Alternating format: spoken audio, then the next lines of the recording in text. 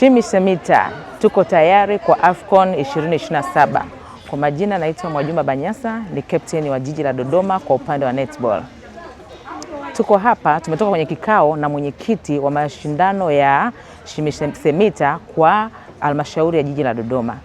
Tulikuwa na kikao kifupi tukijadili mipango na mikakati ya ushindi. Sisi ni washindi watetezi. Tunataka tuligombanie ili taji letu tulipate. Hatuko tayari kuliacha.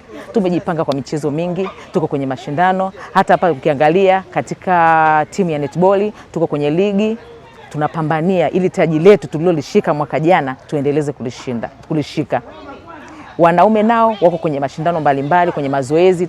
Tumejipanga vizuri, ushindi kwetu ni lazima. Kwa kweli wapinzani wenyewe wanajitapa huko kwamba wenyewe watashika, lakini sisi hatuachilii. Tumejipanga kikamilifu kwamba sisi ni washindi. Miaka 5 ijayo hatuwezi kuachia kombe letu. Ahadi yetu kwa viongozi, tunamwahidi mkurugenzi wetu mpendwa, anatujali, anatupa trial mbalimbali.